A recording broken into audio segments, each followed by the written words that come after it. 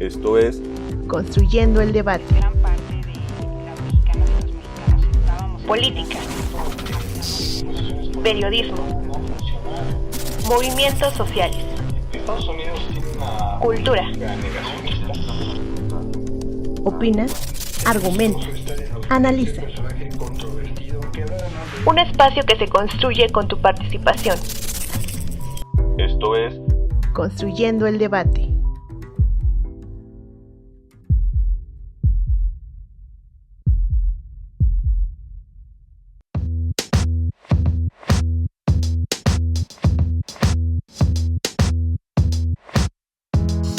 Muy buenas noches, les saluda Sofía Gamboa, esto es Construyendo el Debate, podcast de la Facultad de Ciencias Políticas y Sociales de la UNAM, que pueden escuchar todos los lunes en punto de las 8 p.m. Nos pueden seguir a través de Facebook e Instagram, donde pueden hacernos llegar sus preguntas, comentarios y sugerencias sobre los temas que quieren que abordemos en este espacio. En Facebook nos encuentran como Construyendo el Debate y en Instagram como Construyendo_Debate. Si nos están escuchando a través de redes sociales, recuerden que pueden encontrar este podcast en el canal de YouTube de Construyendo el Debate, así como en Spotify y Apple Podcast. No olviden escucharnos, suscribirse y darle like. En el episodio de esta noche hablaremos sobre Donald Trump, su triunfo y el impacto en México. Para ello está con nosotros Mariana Aparicio Ramírez, doctora en Ciencias Sociales por la Flaxo México, profesora titular de tiempo completo en el Centro de Relaciones Internacionales de la Facultad de Ciencias Políticas y Sociales de la UNAM, misma donde es coordinadora académica del Observatorio de la Relación Binacional México-Estados Unidos. Entre sus líneas de investigación están Consecuencias políticas del comercio internacional asimétrico, Política comercial de Estados Unidos y Relación Estados Unidos-América Latina. Muy buenas noches, doctora. Hola Sofía, muy buenas noches, un gusto poder estar en Construyendo el Debate. Pues para comenzar esta conversación me gustaría preguntarle, y a manera de contexto también para nuestra audiencia, ¿cómo es el proceso electoral en Estados Unidos? Y en este sentido, ¿cuáles fueron los factores clave que contribuyeron al triunfo de Donald Trump en estas elecciones? Bueno, es una pregunta muy interesante porque es completamente distinto que en México. Y eso también ayuda a entender por qué los mapas de dos colores y una predominancia uno respecto a otro. Para quienes que nos escuchan, pues ya a esta altura sabemos que Donald Trump es el presidente electo. Tuvo 295 votos electorales, estaban 270 para ganar, mientras que Kamala Harris tuvo 226 votos electorales. ¿Por qué empiezo con esto? Donald Trump ha ganado esta contienda electoral de forma sui generis en el siglo XXI. Es el presidente de Estados Unidos en este siglo que gana el voto electoral y el voto ciudadano. Obtuvo el 50.9% de los votos, ¿no?, de los ciudadanos en Estados Unidos, mientras que Kamala Harris tuvo 47.6%. Y ahí va, ¿no? Digamos, voy a tratar de decirlo como más tranquilo, no tan técnico, pero ¿cómo se dan las elecciones en Estados Unidos? Bueno, a diferencia de México, donde tenemos un instituto electoral federal y también en cada uno de los estados, donde hay un voto, ¿no?, único en un día no laborable, donde todos, cada vez que vamos al INE por nuestra credencial de elector, ¿no?, cada uno de los mexicanos tiene un documento que nos identifica como ciudadanos en capacidad de votar. Ok, en Estados Unidos es completamente distinto. En Estados Unidos no hay un Instituto Nacional Electoral, aunque sí hay un Tribunal Electoral. Ahora voy a las diferencias. Cada uno de los estados establece cómo va a ser su elección. Hay votos que son anticipados y los votos, este tipo de votaciones pueden ser por correo, o sea, es decir, no tienes que ir a entregar un voto, te ponen el dedo, ¿no?, como nosotros, una marca que usted ya votó con crayolas y digamos, no pasa eso, ¿no? Depende de cada estado, puedes generar tu voto anticipado. De hecho, en esta contienda electoral pues tuvimos eso, ¿no? Muchos votos anticipados y sabíamos más o menos la tendencia de votación, el voto ciudadano. También puede ser voto electrónico y también el día de la votación. En Estados Unidos los votos son el martes de la primera semana de noviembre. Es un día laborable en horario de trabajo y tiene que ver toda una concepción de quién podía votar anteriormente. La construcción del sistema electoral es indirecto, que implica que los ciudadanos van y votan por la preferencia política, que a su vez es representado por un representante electoral que vota en el sentido de ese voto. Espero no haber sido muy enredada, pero el punto de por qué el mapa está azul y rojo es porque cada estado tiene un determinado número de votos electorales del colegio electoral dependiendo del último censo y del número de personas con capacidad de votar en ese. Y además también implica que antes de la elección hay un periodo en donde los electores se inscriben en la lista para votar, ¿no? Eso también pasa en otros países de forma distinta, ¿no? En México nosotros no vamos a una lista porque, yo quiero votar. Pues en realidad no. Cuando vamos y nos inscribimos en el padrón electoral, pues se da por supuesto que todos los mexicanos el día de la elección van a votar, ¿no? O decidan no votar, ¿no? O se abstienen de votar, pero no hacemos un trámite extra. Hay otros países donde está esta misma figura de se abre un periodo en donde las personas se inscriben para votar, ¿no? Que formó parte del primer momento dentro de las campañas políticas, incentivar a la población a inscribirse para poder votar. Y en el caso de Estados Unidos no pasa nada si te inscribes y no votas, como hay otros países que sí, si tú te inscribes en esta, digamos, en la lista electoral, si no votas hay una sanción, ¿no? Generalmente es económica. En el caso de Estados Unidos no, pero sí que hay un interés por parte de los partidos políticos en que los ciudadanos vayan y se inscriban para votar ese día. Dicho esto, que es un martes, ¿no? Es que hay pocos incentivos. Imagínense un día cualquiera en sus casas, despertarse, ir a la escuela o ir por los niños o ir al súper y en el medio tienes que ir a votar. Y además es, ¿no? Pues tratar las últimas semanas, de hecho mucho se carga en aquellos estados péndulo, que también escuchamos como infinidad de veces durante este periodo. ¿Qué son los estados péndulo? Son aquellos estados que no tienen una propensión clara o varía de acuerdo de elección a elección si se va a un partido político o a otro. Por ejemplo, hay algunos estados que son muy grandes, ¿no? Como California, que por su número de población tiene más números de votos electorales respecto a otro. Vamos a poner un ejemplo ficticio. Imaginémonos que Texas, ¿no? Que es tradicionalmente del Partido Republicano. Ahora lo vemos como completamente rojo, ¿no? Pero va a ir y hay una serie de modificaciones de acuerdo a la ciudadanía que se encuentra ahí viviendo y que formó parte del censo. Un estado bisagra es aquel que la tendencia de preferencia o el votante medio es indistinto en el partido, sino de acuerdo a la sensibilidad política o sus prioridades de política en ese momento. Entonces, cuando los votos de los ciudadanos van y ejercen su votación, aquel que tenga más del 50 más 1, todos los votos electorales de ese estado se van a un partido. Por eso ven completamente el mapa de un solo color, ¿no? Lo mismo pasa del otro lado. Cada estado, aquellos estados que ya se pintaban de un color u otro, es que era muy claro que iba a ganar un partido político u otro. Los que no teníamos claro hasta 7 estados péndulo, y la diferencia hasta un día antes de la elección, había 3 a favor o con una tendencia de votación hacia el Partido Demócrata y 4 hacia el Partido Republicano. Lo que poco se vislumbró, ¿no? Durante este proceso electoral es que Donald Trump ganó los 7 estados péndulo. Y es muy importante porque las declaraciones del fin de semana anterior el entonces candidato dijo, si yo no gano, o si yo no gano los 7 estados péndulo, voy a conseguir esta elección que no estoy de acuerdo con ella.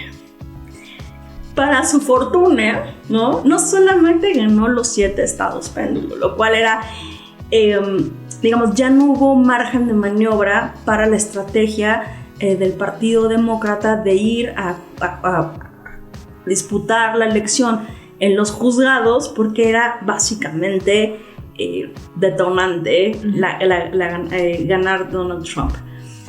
Y si por esto no fuera poco, tuvo mayoría en el Senado. Uh-huh. Ganó 4 bancadas, le quitó 4 bancadas al Partido Demócrata. Ahora tiene mayoría en el Senado, tiene 53 escaños versus 45 del Partido Demócrata.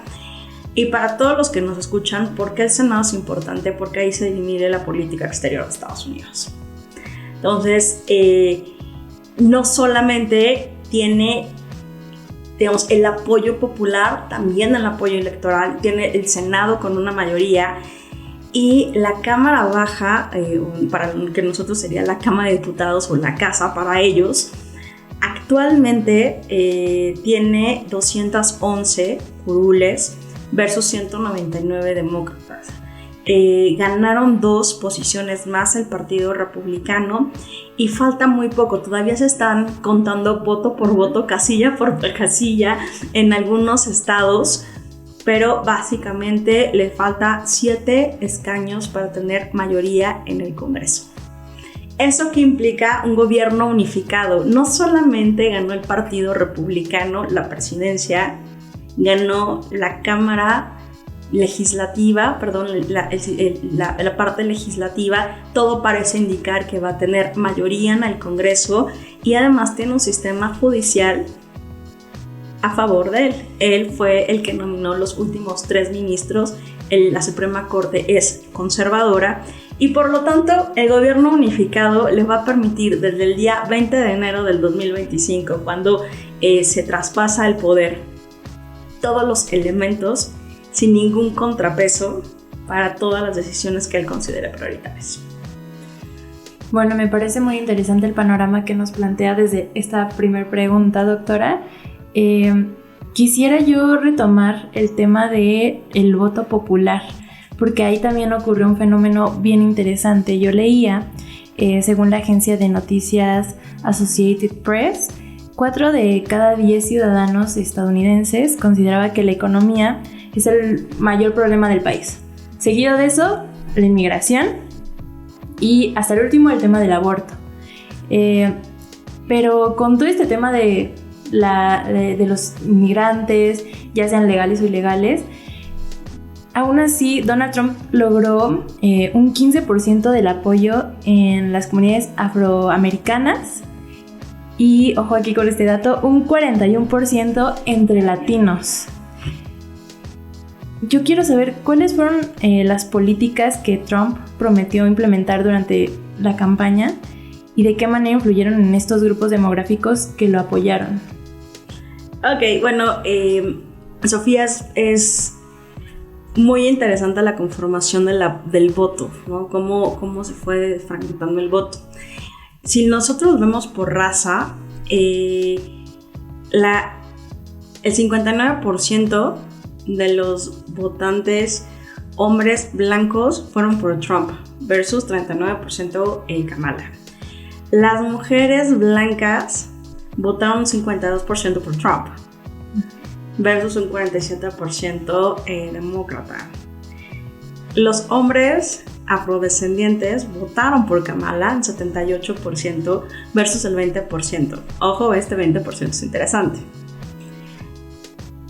El voto de mujeres afrodescendientes, fija, el 92% votó por Kamala, muy poco por Donald Trump.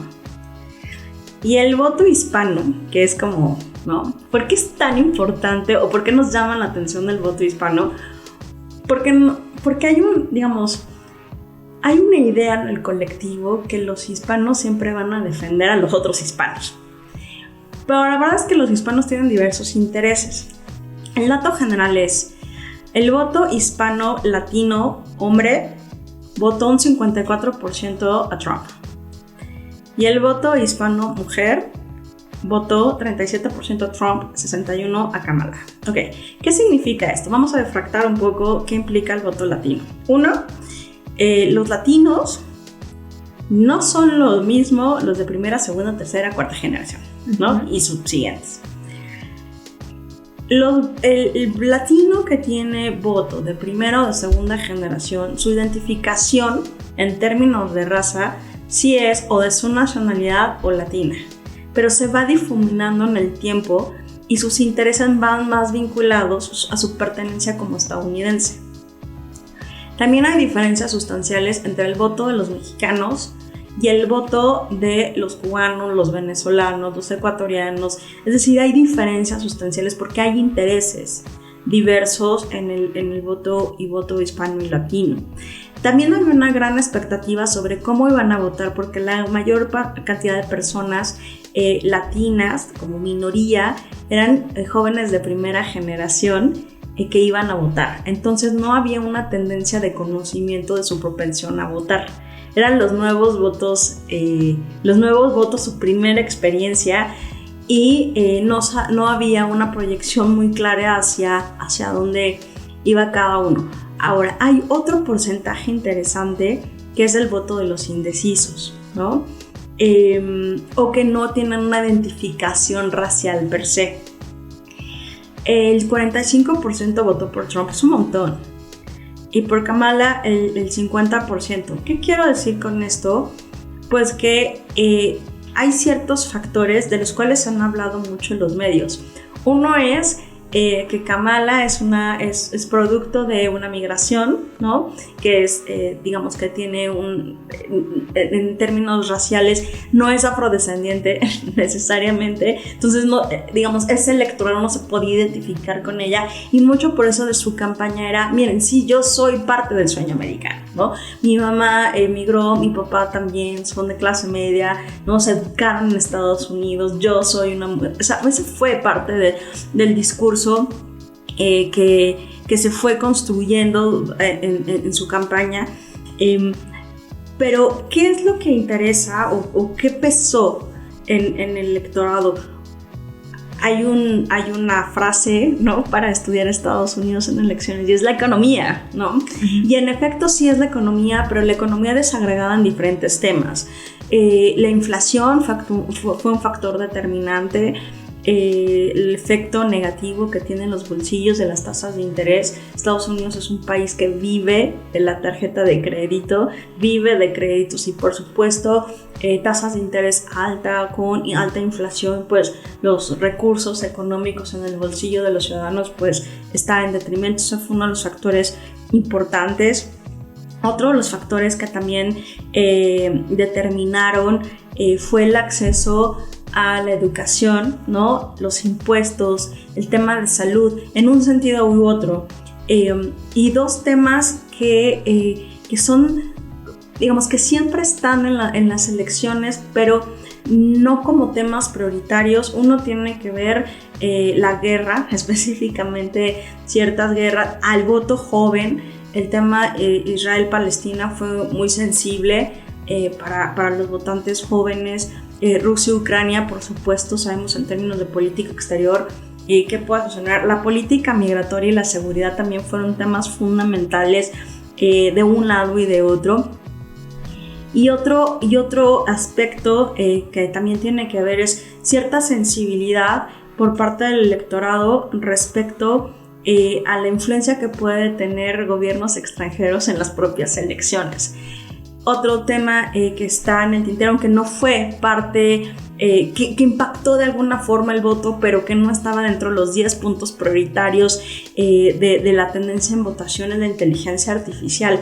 Si ustedes recuerdan en algún momento de la campaña, la inteligencia artificial, política migratoria, ¿no? Hay que proteger a los animales también porque los migrantes se lo están comiendo. Es decir, hay una serie de cosas que jugaron en esta administración y otros temas que parecían sensibles y que fueron señalados, pero que votaron en contra de la ciudadanía, es el derecho al aborto, ¿no? Esta agenda que ha ido evolucionando, pues digamos de forma importante, pues resulta que eso no fue un tema prioritario, que pareciera que sí lo era. Ahora, ¿qué es lo que el ahora presidente electo estableció como prioridades para Estados Unidos? La primera cuestión es América primero, y regresemos al sentido común, ¿no? Entonces no es un político, de hecho él se considera fuera del establishment de la política estadounidense, y como tal es posible lo políticamente incorrecto, ¿no? Porque lo que hay que hacer es proteger y regresar a Estados Unidos de distintas formas. Ok, entre las cuestiones que se plantearon durante la campaña, más o menos tiene que ver con cerrar la frontera, eso uno fue fundamental, y que tiene que ver también con la relación México-Estados Unidos, y en sus palabras, detener la invasión de migrantes, ¿no? De los bad hombres. Realizar una deportación masiva en la historia de Estados Unidos, eso lo dijo en campaña. Ahora, ¿qué va a pasar o cómo lo va a operacionalizar? Eso va a ser la parte interesante. De nuevo, la conformación del Congreso le permite sí establecer este tipo de políticas y también obtener los recursos económicos para implementarla. Ahora, no sé, vamos a ver cómo lo va a ir dinamizando, pero por supuesto que eso fue uno de los temas de campaña. El tercer punto, terminar la inflación y hacer Estados Unidos accesible otra vez. Le está hablando al estadounidense promedio, ¿no? Que vive de compra, endeudado, tal, y bueno, reducir la inflación es un gran tema, pero para reducir la inflación implica también elevar las tasas de interés, y entonces ralentizar la economía. Vamos a ver eso cómo funciona, forma parte de algo que nosotros estudiamos como el ciclo político económico, entre otros factores, pero eso es una de las campañas, de los temas de campaña. Otra de los puntos que estableció fue hacer a Estados Unidos nuevamente un puntero en términos de producción energética, ¿no? En el mundo, y ahí le está hablando a China, ¿no? De reojo. Y por supuesto tiene que ver con este punto o el siguiente punto, y es eliminar o parar el outsourcing, y con eso también la cadena productiva, y regresar a Estados Unidos la producción de manufactura, ¿no? Que eso formó parte de la década del 80 del siglo XX, que fue desactándose en cadenas globales de valor tal. Bueno, él está proponiendo, ¿no? Volver a la manufactura y hacerlo como un superpoder de Estados Unidos. Por supuesto, reducción de impuestos es otro de los temas, y no impuestos en las propinas, que también salió ahí, ¿no? Que un poco los mexicanos diríamos, bueno, pero ¿cómo por qué? Bueno, eso es un tema también que importa un montón. Defender su constitución, el derecho y de mantener las libertades fundamentales, incluida, ¿no? la libre expresión, porque a él, acuérdense que le eliminaron una red social que ahora es su amigo, ¿no? Es muy cercano y probablemente lo vemos en el gabinete, pero él dice, ¿no? Que se cumplan las leyes, que se defienda la Constitución, la libertad de expresión, la libertad de religión y la libertad de mantener y tener armas de fuego. Y ese es un tema también que va muy vinculado ahí con el gobierno mexicano. Otra maravillosa que escuchamos es prevenir la Tercera Guerra Mundial, ¿no? Eso fue parte de la campaña. Si ustedes escogen a los demócratas, vamos directo a la Tercera Guerra Mundial. Bueno, él dice, yo la voy a evitar, voy a restaurar la paz en Europa y en Oriente Medio, y va a ser, toda una estrategia de misiles para que puedan, ¿no? Cuidar a Estados Unidos hecho en Estados Unidos. Eso va a ser bastante interesante cómo lo va a manejar, pero el hecho de que lo verbalice ya es una posibilidad. Evitar que el ejército vaya en contra de la ciudadanía estadounidense es algo que estuvo también en su campaña, Por supuesto, otro de los temas son los migrantes, evitar esa pandemia, dice él, ¿no? Demoler o eliminar los cárteles de la droga que solamente traen violencia, son corruptos. Entonces, esto es un punto importante porque en su primera administración presionó mucho al Congreso de identificar y nombrar al crimen organizado, específicamente los cárteles de la droga mexicanos, como grupos terroristas. Y eso nos pone en otro nivel en términos legales, lo cual posibilitaría, si así se considera por parte del Congreso de Estados Unidos, una vinculación directa física en México. Esperemos que eso no sea así, pero bueno, eso es parte de la agenda. Recrear o reconstruir las ciudades, incluyendo Washington D.C., que está lleno de corruptos, ¿no? Y que sean limpias, seguras y que sean bonitas otra vez, ¿no? Estos son parte de las formas que vamos a escuchar los siguientes 4 años. Por supuesto, fortalecer y modernizar el ejército estadounidense, sin ninguna duda ser el ejército más importante y poderoso del mundo. Entonces, fíjate qué contradicción: quiere evitar la Tercera Guerra Mundial, pero seguir invirtiendo en seguridad y militar. Mantener el dólar como reserva internacional. Esto es interesante a propósito de los BRICS y del ascenso de otras monedas a nivel internacional como medida de cambio, y también está haciendo un guiño específico a la reestructuración del sistema Bretton Woods, ¿no? Que eso es lo que probablemente pasaría en los próximos 4 años a partir de ya evidente crisis del sistema internacional creado del periodo de posguerra. Otros temas prioritarios que mencionó: la seguridad social y el Medicare sin eliminación, ¿no? Incluyendo el seguro de retiro. Otro tiene que ver con cancelar, ¿no? La ley de los vehículos eléctricos. Lo que quieren es que se hagan en Estados Unidos, ¿no? Y eso también es otro guiño a China. Algo que es muy sensible en términos educativos es eliminar aquellos fondos federales para aquellas escuelas que incentiven desde su perspectiva políticas inapropiadas, raciales, sexuales o corte político. No les gusta, va a quitar estos apoyos federales, y son muy importantes. Hay ciertos estados en Estados Unidos que hay college o universidades que son pro latinas, ¿no? Que de hecho tienen este incentivo de dar clases en inglés y en español, o que son inclusivas. Bueno, todas estas escuelas inclusivas en género, en raza, pues dice él, se le eliminará los recursos. Sacar a los hombres de las competencias de las mujeres en términos deportivos. Ya sabes en qué está hablando. Son temas muy sensibles, sí. Que parecen digamos, como sin sentido en el siglo XXI, pero que es parte de una agenda conservadora.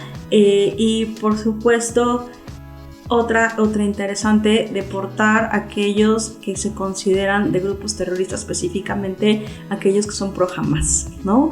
Y hacer los campus patrióticos y seguros otra vez. Entonces, fíjate lo que está diciendo, que todos aquellos estudiantes en pro Palestina serán eliminados y hará de las universidades nuevamente campus seguros para los estadounidenses. Más o menos esos son, entre algunos otros, parte de la agenda política que se estableció en la campaña, y fue lo que la mayoría de los estadounidenses votó. Lo cual, pues bueno, nos da mucho que pensar sobre las sociedades y cuáles son, digamos, su sentido de búsqueda en un partido político. Hay otra característica de esta votación. Me concentré en la raza, pero también queda muy claro que Donald Trump ganó el voto rural, que es donde está mayor concentrado el apoyo. El voto urbano fue claramente para Kamala Harris, y lo que queda es un Estados Unidos parcialmente dividido, ¿no? Con una tendencia al conservadurismo, pero que implica y que lo que expresa es la profunda crisis social y política que se está viviendo en el país más democrático del mundo. Doctora, le agradezco mucho su respuesta. Creo que acabamos de poner los puntos sobre las IES y ha marcado los temas, ¿no?, importantes con estas elecciones y el triunfo de Donald Trump. Vamos a una pequeña pausa con nuestra cápsula en el librero y volvemos. En el librero. Cápsula con la información y reseña de las últimas publicaciones de la Facultad de Ciencias Políticas y Sociales de la UNAM.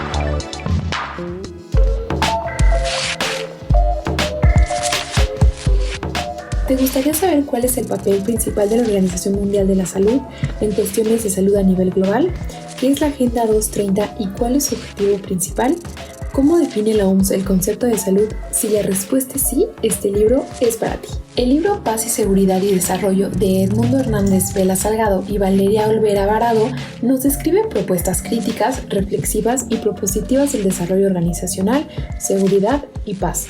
De igual manera, aporta propuestas para el bienestar y desarrollo de diversos temas. Asimismo, analiza un poco acerca del contexto histórico de los países mencionados en cada capítulo. El texto se centra en explicar en qué consiste la Organización Mundial de la Salud, que es la entidad encargada de tomar la iniciativa en cuestiones de salud a nivel global, definir qué investigaciones médicas son prioritarias, establecer reglas, ofrecer recomendaciones basadas en pruebas científicas para la formulación de políticas de salud, brindar asesoramiento técnico a las naciones y supervisar los patrones de salud en todo el mundo. Esta organización define a la salud como un estado de bienestar físico, mental y social, no solamente la falta de afecciones o enfermedades. Este tema es de suma importancia ya que la salud de la población indica cómo se encuentra cada país en cuestión de bienestar, desarrollo y comunidad. De la misma manera, esta publicación habla sobre la cooperación internacional sanitaria que comienza a funcionar a partir del siglo XIX, resultado de un esfuerzo de homologar las diferentes prácticas de cuarentena en la región euroasiática africana. Para la primera mitad del siglo XX comienzan a surgir organismos de salud después de la Primera Guerra Mundial. En Ginebra se establece la Organización de la Salud de la Sociedad de Naciones. En 1943, los países aliados y asociados se establecieron en la Administración de las Naciones Unidas para el Auxilio y la Rehabilitación, por sus siglas ANUAR, y en 1945, durante la Conferencia de San Francisco sobre la Organización Internacional, se propuso el establecimiento de un organismo internacional de salud, hoy conocido como la Organización de las Naciones Unidas, también conocido como ONU. Por otro lado, la Agenda 2030 es un plan de acción global adoptado por los Estados miembros de las Naciones Unidas y cuyo principal objetivo es abordar diferentes desafíos globales y promover el desarrollo sostenible en el mundo. En el texto se aborda el tema del empleo en México, una de las principales preocupaciones para garantizar la estabilidad económica de las personas, y es que puedan encontrar un trabajo adecuado, con un salario justo, tener la oportunidad de trabajar y ganar lo necesario, que se considera un derecho humano universal y sobre todo en el contexto social y económico. Si te interesa conocer más acerca de este análisis, te invitamos a que adquieras este ejemplar en el Departamento de Publicaciones de la Facultad, ubicada en el edificio G, planta baja, o en la librería de la Facultad, ubicada en la planta baja del edificio C, a un costado de la cafetería. O también puedes escribir al correo electrónico suscripciones@políticas.unam.mx para mayores informes de esta y otras publicaciones de tu interés. Mi nombre es Jimena Peña, hasta la próxima.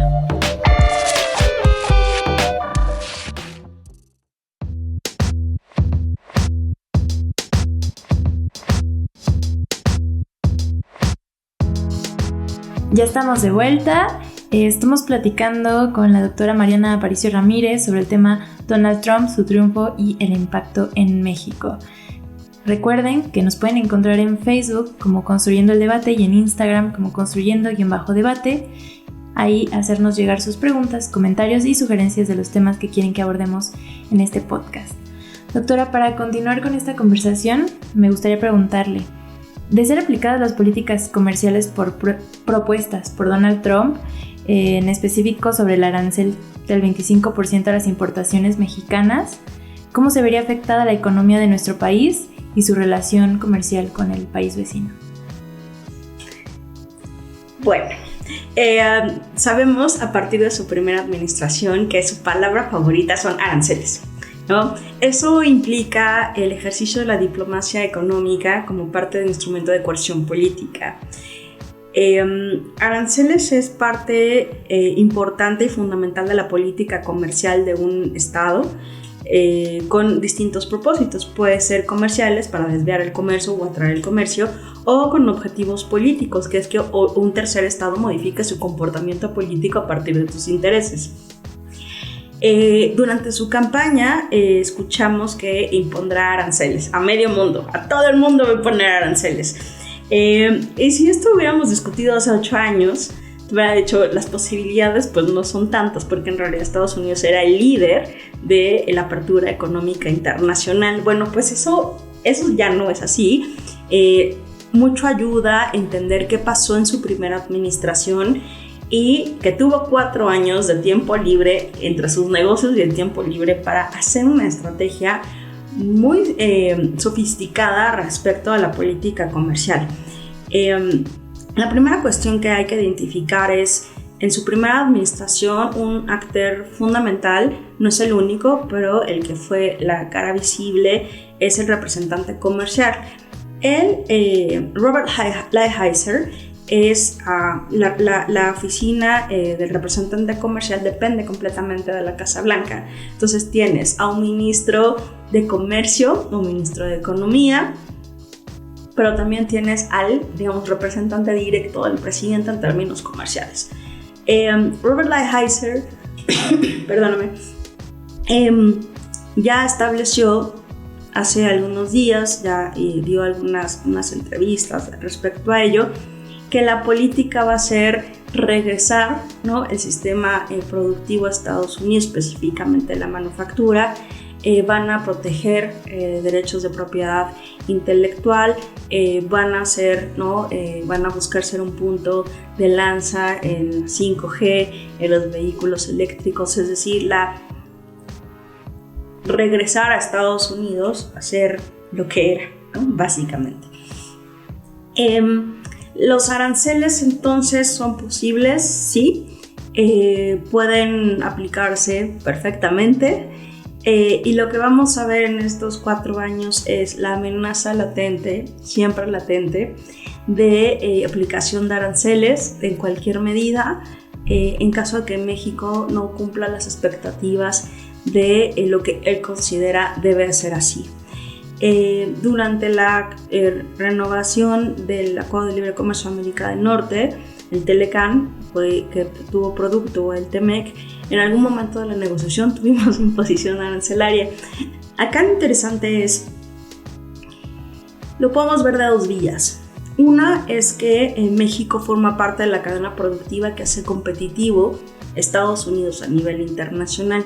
Somos economías altamente, ¿no?, unidas. Más del 80% de la producción de nuestro país depende directamente de la relación comercial con Estados Unidos, y eso podría, ¿no?, pensar que ya estamos perdidos, ¿no?, ya no hay nada más que hacer, vamos a estar los designios de Donald Trump, y en realidad también está la otra cara, la interdependencia económica, es decir, Estados Unidos forma parte de la cadena o necesita por ahora la cadena global de valor para ser competitivo. Los bienes de Estados Unidos a nivel internacional pues podría ser costoso también para el consumidor estadounidense, como podría ser el consumidor mexicano. Ahora bien, dado que tienen amplia mayoría en el sistema legislativo y judicial, pues puede ser que se suman los costos políticos, económicos y sociales de un inicio de desacople con la economía mexicana, en dado caso que México decida no cumplir las exigencias del candidato por medio de los aranceles. De nuevo, parece que todo está perdido, pero habría que ya tener esta claridad de que probablemente en los próximos meses esté diciendo la palabra denunciar acuerdo de libre comercio TEMEC en lugar de llegar a la revisión del 2026.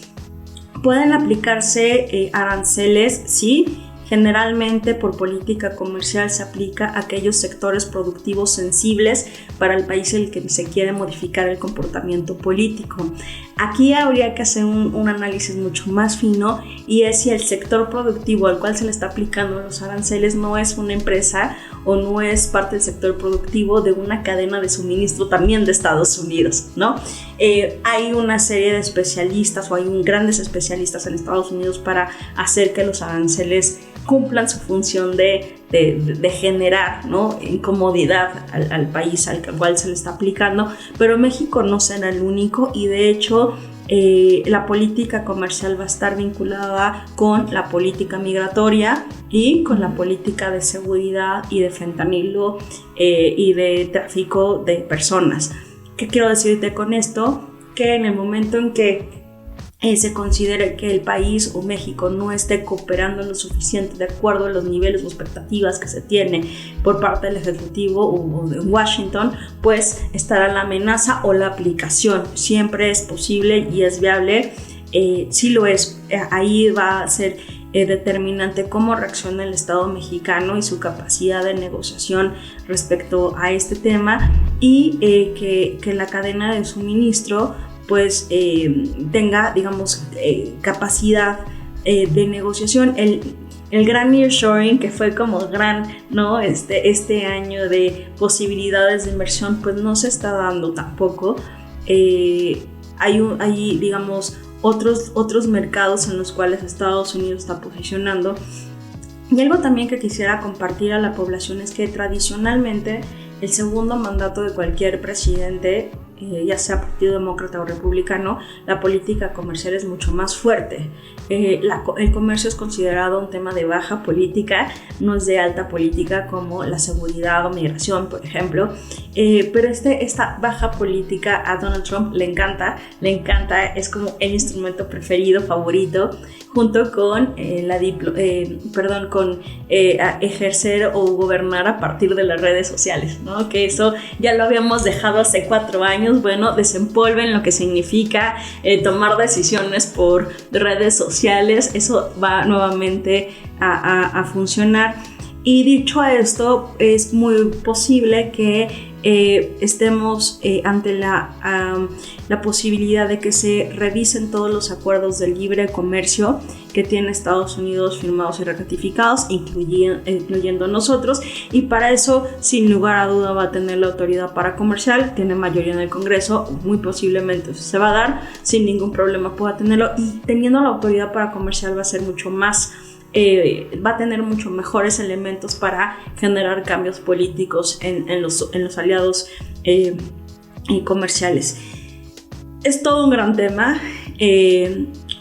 pero que sí, que seguramente va a pasar, y que lo vamos a ver de forma directa en nuestros bolsillos cuando vayamos a comprar cosas.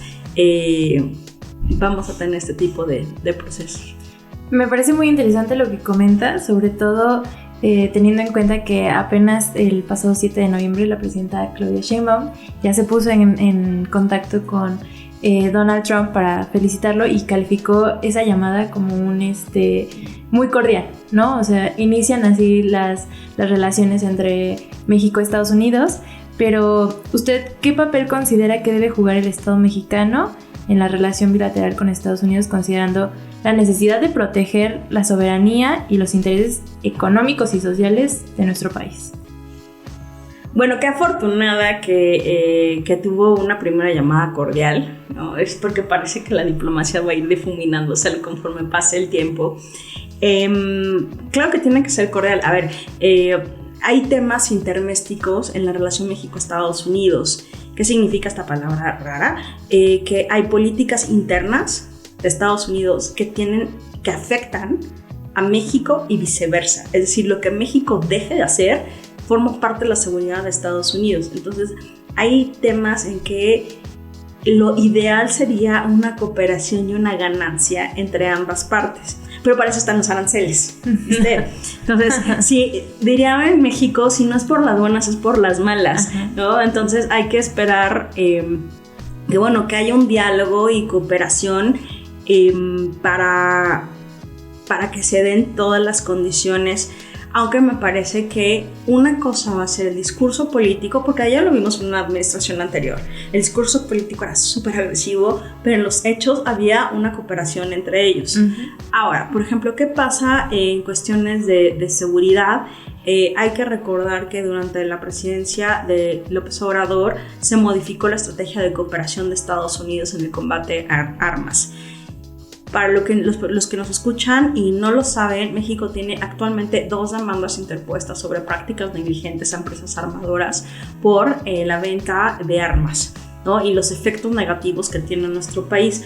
Entonces, algo que pasó en la administración anterior es que se eliminó la iniciativa Mérida, que era un espacio de cooperación en donde se daban los fondos del gobierno de Estados Unidos, se destinaban a México para confiscar armamento. Se implantó o se dinamizó el plan bicentenario, donde se incorporó la reducción de la violencia y del tráfico de armas como un eje central de la cooperación. Pero bueno, vamos a ver, ¿no? Cómo se va dinamizando. Todavía no queda muy claro cuál va a ser la estrategia del gobierno mexicano, aunque hubo una señal clara al inicio. Vamos a ver si eso modifica ahora que sabemos cuál es el interlocutor, pero se mantuvo la designación del embajador de México en Washington y el jefe de la Unidad de América del Norte en la Cancillería mexicana. También México tiene otra característica que antes no tenía, y tiene 2 ex cancilleres como secretarios, ¿no?, de Estado y uno en funciones, y ellos tuvieron trato con esa parte y esa administración de Donald Trump. Seguridad y fronteras seguro va a ser un gran tema, ¿no? La posibilidad de deportación masiva, también la violación o no de derechos humanos, la separación de familias. El fentanilo va a ser, ¿no?, parte fundamental, construir o deconstruir el muro. Hay temas intermésticos, 3 creo que son los importantes. La política migratoria, tendrá las condiciones el presidente Trump de realizar una reforma migratoria si es que así lo desea, porque de nuevo tiene mayoría en las cámaras, o creemos, ¿no? Todavía de nuevo falta ver qué pasa en la cámara baja, pero todo parece indicar que así lo es. Y si se da una reforma migratoria, no va a ser en el sentido para los migrantes, ¿no?, para los que están allá y los que quieran ir, sino básicamente va a ser como una política restrictiva. El tema de los mexicanos en el exterior, específicamente en Estados Unidos, creo que va a ser parte de la agenda fundamental de la presidenta Sheinbaum. México tiene la red de consulados más grande en el mundo, en Estados Unidos. Seguramente ya hay estrategias específicas sobre qué hacer con los connacionales, qué pasa ante violación de derechos humanos, qué pasa si se deportan o cómo se dan las estrategias. Y un tema también interesante, interesante no por bueno, sino por difícil y complejo, que nos dio la pandemia, y es tal vez la propensión de los migrantes a no salir de sus casas o tener mucho más cuidado de estar en espacios públicos, lo cual implica el encierro, el autoencierro, y ya sabemos qué pasó en pandemia: violencia, ¿no?, significativa, ¿no?, violencia intrafamiliar. Es decir, México debe tener una agenda muy preparada para resguardar a los mexicanos que están en Estados Unidos. La frontera es cooperación, por supuesto, y el comercio, pues bueno, estamos a 2026, la primera revisión. De nuevo, yo creo que es muy posible que se denuncie el acuerdo, estoy casi segura, porque va a ser un mecanismo de coerción. Tal vez no se llega a eso, pero sí que es.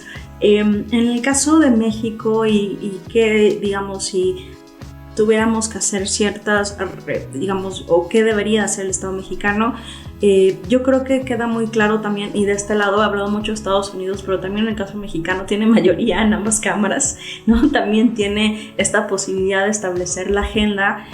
Creo que muchos miembros de la administración tuvieron contacto directo con quienes van a llegar en esta administración, es decir, no es nada nuevo. también deberíamos de no tener la piel tan sensible porque en términos de comunicación política va a ser muy fuerte, pero hay que distinguir entre la comunicación política y la política per se, o sea, la praxis de la política. Creo que México debe de tener una cabeza fría, ¿no? En la toma de decisiones y cómo hacer que Estados Unidos coopere con México en los temas que le importan. Y por supuesto eso pues son estos 3 temas que yo les decía. Vienen tiempos difíciles, sí, el personaje es complicado también, pero también ya lo conocemos y es una nueva versión de sí mismo. Lo que conocimos era un guiño a lo que puede ser ahora, y eso, lo prioritario sería defender a los mexicanos en el exterior, que es uno de los objetivos centrales del quehacer de la Cancillería mexicana. Por supuesto, el tema de la atracción de inversiones y crecimiento económico del país por la cadena productiva en la cual formamos con Estados Unidos, pues podría verse comprometida, ¿no? En momentos de amenazas comerciales. Pero esperemos que eso no sea así, porque en el corto plazo va a tener efectos negativos en Estados Unidos, ¿no? Siempre este tipo de modificaciones de inserción económica internacional, quien paga los platos rotos somos los consumidores. Entonces, bueno, habría que ver las condiciones políticas y algo también que va a ser decisivo son los 100 primeros días. En la tradición estadounidense, los 100 primeros días de una administración dicen mucho cuáles son sus prioridades y la agenda. Y también recordarles a quienes nos escuchan que en 2 años, ¿no?, va a estar la elección intermedia y ahí se puede jugar nuevamente la conformación de las cámaras. También este es un periodo que le llamamos, los que estudiamos en relaciones internacionales en México, Estados Unidos, la posibilidad de luna de miel. ¿Y a qué me refiero? Que este es el momento, eso pasa cada elección y media en Estados Unidos, donde ambas administraciones son nuevas, ¿sí? Este no es completamente nuevo, pero al menos ya tuvo 4 años de vacaciones. Y entonces la relación es nueva, o se proyecta como nueva, y la capacidad de cooperación es posible. De ahí que el discurso de la presidenta Sheinbaum, que fue una llamada cordial, ¿no? De hecho ya tenemos noticias que ella va a estar en la sucesión presidencial en Estados Unidos, lo cual también es una muy buena noticia, que la política exterior se va a dinamizar de formas distintas a otra administración. Pero veamos qué pasa, todo es posible. Doctora Mariana, yo le agradezco mucho que estuviera con nosotros en el podcast. Es un tema que es muy interesante y que veremos cómo sigue avanzando los próximos meses, los próximos años, y sin duda nos gustaría tenerla nuevamente en el podcast para seguir hablando de cómo avanza el panorama político con Estados Unidos. No, pues un gusto poder conversar con ustedes en Construyendo el Debate, que nos manden sus preguntas, ¿no? Y a ti, Sofía, por hacerme estas preguntas y retar mi cerebro en cómo poderlo compartir con los que nos escuchan. Muchas gracias, y gracias a ustedes por escucharnos. Recuerden que pueden seguirnos vía Facebook como Construyendo el Debate, en Instagram como Construyendo_Debate, y que pueden escuchar los episodios pasados en nuestro canal de YouTube, en Spotify y Apple Podcast. Si les gustó este programa, regálenos un like, compártanos con sus amigas y amigos, y no olviden dejarnos un comentario. Este podcast es producido por la Coordinación de Extensión Universitaria de la Facultad de Ciencias Políticas y Sociales, a cargo de la maestra María Auxiliadora Sánchez Fernández. En la producción, Carlos Correa Escajadillo. Asistentes de producción, Mariel Cabello y Sofía Gamboa.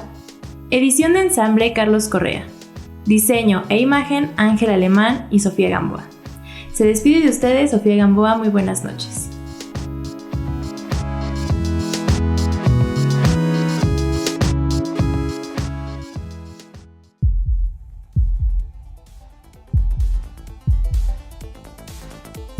Esto fue Construyendo el Debate. Pues gran parte de la mexicana Política. estábamos esperando esto hacia Periodismo. Movimientos sociales. Estados Unidos tiene una política Cultura. negacionista. Ser vistosos Opina. en los medios argumenta, analiza. Un espacio que se construye con tu participación. Esto fue Construyendo el debate.